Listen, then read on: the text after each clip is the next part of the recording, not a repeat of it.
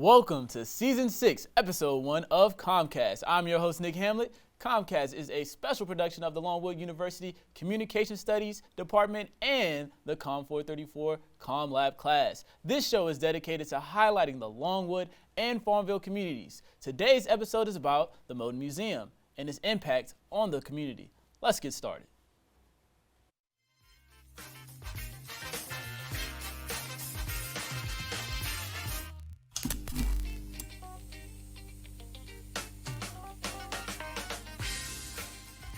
Joining us on set today is Cainan Townsend. Thank you for being here, Cainan. Thank you all for having me.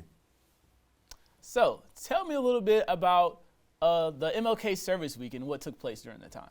Certainly, I'd be glad. So, Longwood's Office of Multicultural Affairs, one of our good partners at the Moton Museum, had a whole week of kind of different activities that went on. So, from the MLK Service Challenge, which happened this past weekend, to a keynote speaker, Dr. Kimbrough, who was a college president who did a lot of talking on King and his legacy. And then we had Harlem Nights, which took place Friday night at the Moton Museum. People dressed up, they danced, ate hors d'oeuvres, had a real good time. But really, I think the biggest event of that week, or the biggest two events, really was that Monday. So on Martin Luther King Jr. Day, we hold an annual MLK program, a free family program we co-sponsor with the Longwood Center for the Visual Arts. We started it in 2020, but then COVID happened. And so we couldn't do it again until last year. So this is only a third time doing it, but had about 200 people in the community come out, do different art projects, get some snacks and things of that nature. It was really a good time. And then that afternoon, we had a unity march. Well, the march part kind of got cut because of the weather, but Logan Macklin, a student here at Longwood, and is actually the Moton Legacy Scholar, one of them, arranged for that to happen. Had about 195 people inside the museum, heard remarks from Logan, heard remarks from Dr. James Fetterman, who's the first African-American president of the Virginia Education Association, and it really was a phenomenal event. So a week-long worth of events. We don't, MLK Day is not supposed to be a day off, it's supposed to be a day on. And so I was glad that the community was alive and active that day. Wow, sounds very event-filled. And to my understanding, a Longwood University student by the name of Logan Macklin put on that Unity March, and it was the first Unity March at Longwood University this year. So how closely did you work with him in making that happen? We worked very close together. He reached out initially to ask a lot of questions about what it could look like and we use the space, and so I of course responded, and we talked a little bit about it, kind of logistics and the path and how it could work. He asked about speakers and things, and so it was a collaborative process, and just kind of made me really proud that the legacy of the events that took place at Moton are continuing, and that students like Logan are taking a vested interest in that. And so, like I said, we had about 200 people, almost. Every chair at Moton was pulled out, every seat in the house was full, standing room only, and it really was a great event. And Logan, kudos to him for putting that on. Wow, amazing. So speaking about the Moton Museum events and the continuing of that, how has the Moton Museum played a role in the past years, and even this year, in promoting those events for MLK Service? We're long partners of Longwood Office of Multicultural Affairs, and that goes as far back as my time here as Longwood as a student. I mean, we've always been involved in the speakers and the lectures.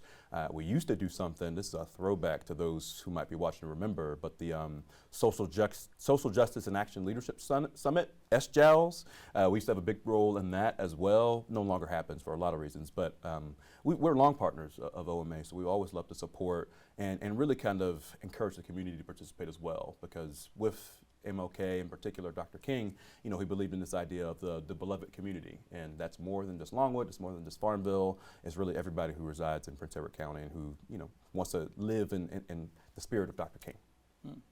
And speaking of the community, I am pretty certain that you are a Farmville native, correct? Yes, I am. So how has that impacted the way you interact with these events here?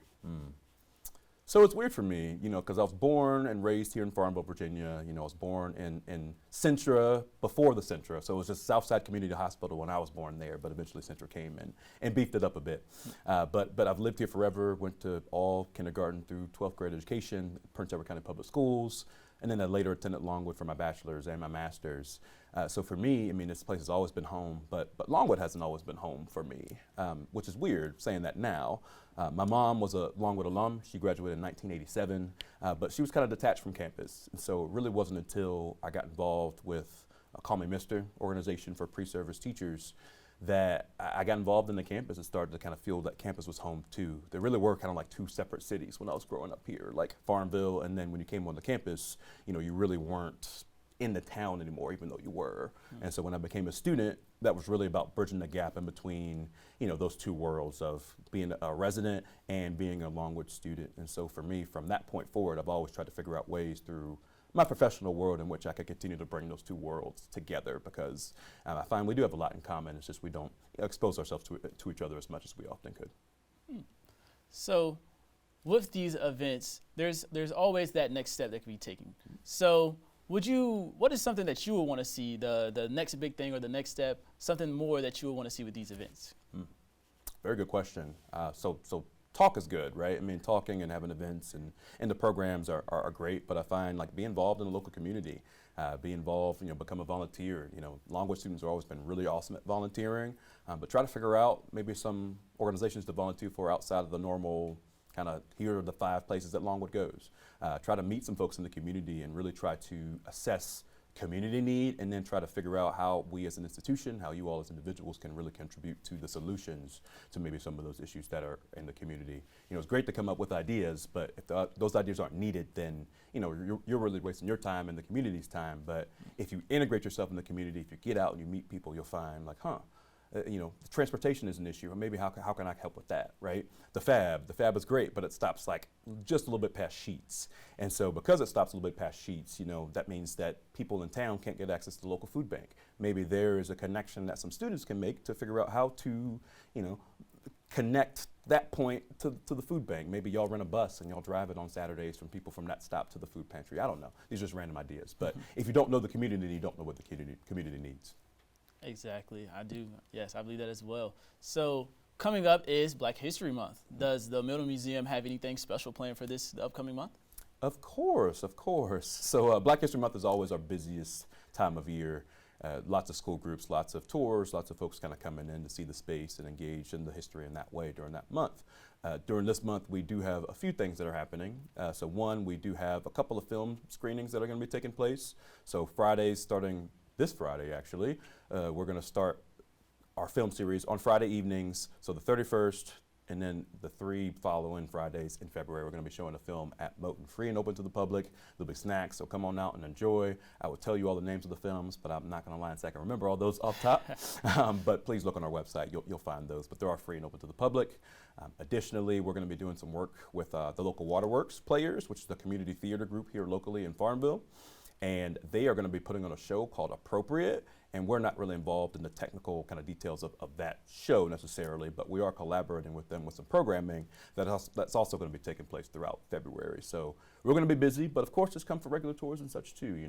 We are open and ready to take folks on, and there's never a bad time to be inside Moton. Well, Cainan, thank you so much for answering those questions. Let's take a quick break, but first, we'll be back with COMMCast Trivia.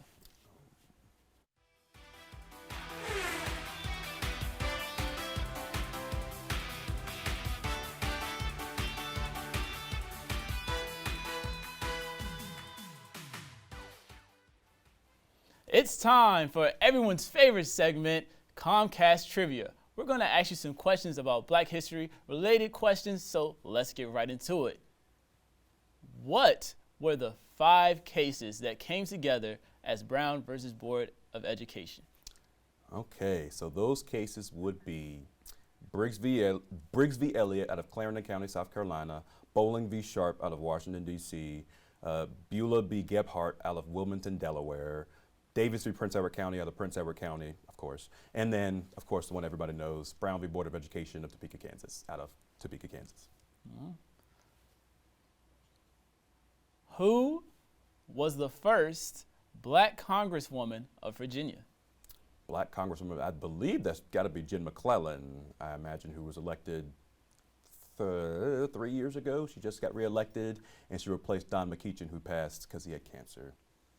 Just like question number 1, you are also correct on this one as well. So, moving on. Who was the first African American to win an Academy Award? Okay, I'm bad with awards. That's an Oscar? Yes. Okay. I don't actually know. I don't think Sidney Poitier ever won an Oscar. Denzel Washington seems too late. Can I have a hint? Or that's not how this works? I'll give you a hint. It was in the movie Gone with the Wind. Oh, that doesn't help me. I never saw that movie. I'm bad with movies. I probably gotta pass on that one. I don't got it. Or unless you have another hint. That's all I got for you. No, I don't got that one. Sorry. It was Hattie McDaniels. Oh yeah, nope, was not gonna get that. But apologies to Hattie. All right, so for finally our last question, who is known as the father of Black history? That would, that would be. Wait a minute, I had it until you asked me like that. Carter G. Woodson, I hope is the answer to this question. Carter G. Woodson, African-American educator, a native of Buckingham County, neighboring county, created Black History Month originally as Negro History Week, which was designed to celebrate the birthdays of Abraham Lincoln and Frederick Douglass, and over time that evolved in what now we celebrate as Black History Month. So I hope Carter G. Woodson is the answer. Are you sure? Final answer. Well, you should be, because that is correct as well. Thank you so much, Cainan Townsend, for joining us today.